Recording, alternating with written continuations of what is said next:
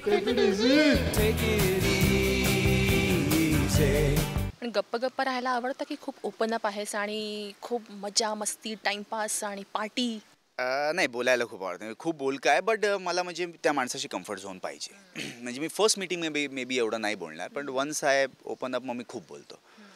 Party I am not a very much a party animal. कधी कधी अधूनमधून once in a while I am like म्हणजे एक दो महिने में एक आध बार फॉर अ चेंज चले गए डिस्को वगैरह. Otherwise I am not a very much disco thank person.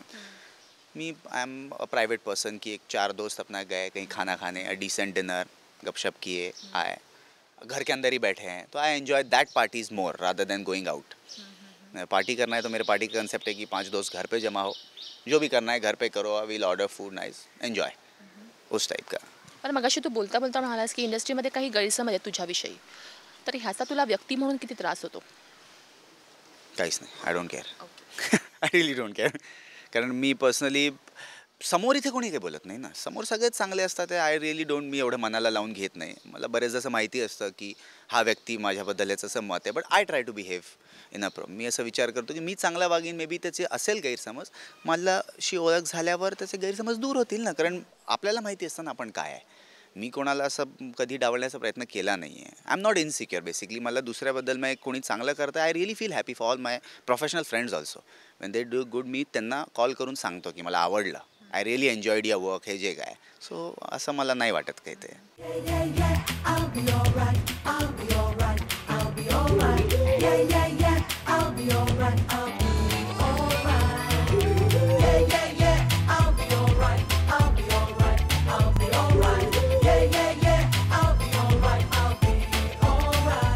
घरामध्ये फिल्मचं वातावरण असेल तर असं म्हणजे असं म्हणतात हां, म्हणजे मला माहीत नाही, असं म्हणतात की स्ट्रगल काय करावं लागत नाही, याला काय सगळं रेडीमेड मिळतं, इसे क्या सब मिल जाता है. तर तुला असं काही कमेंट्स ऐकायला मिळतात की नाही? हो हो, नक्कीच नक्कीच बरेचदा ऐकायला मिळतात.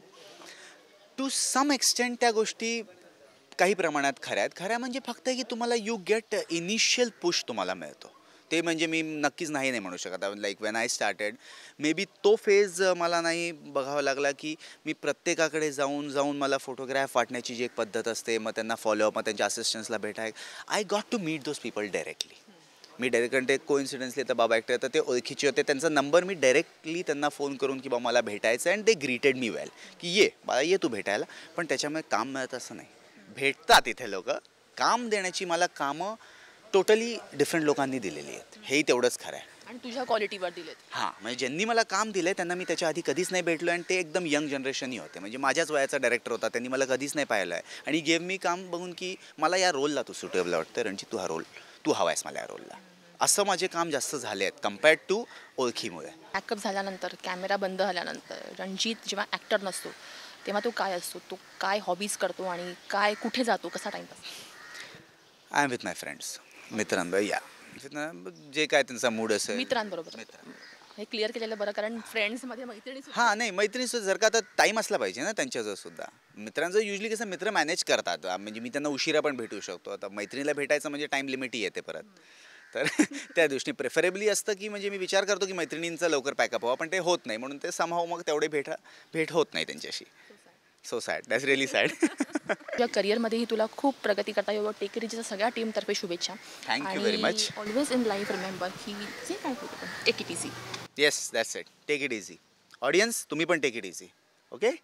दुनिया हसीनों का मेला, मेले में ये दिल अकेला, एक दोस्त ढूंढता हूं मैं दोस्ती के लिए.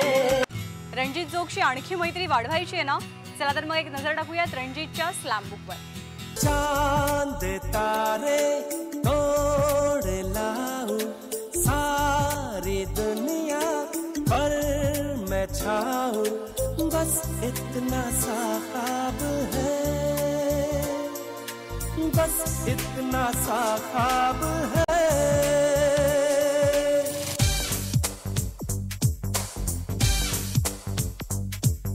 चांद तारे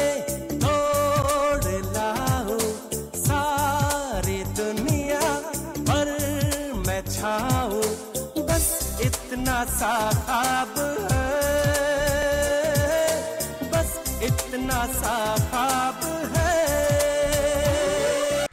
टेक इट इझीच्या एपिसोडमध्ये आज आपण इथेच थांबतोय. पाहत रहा स्टार माझा. Take it easy.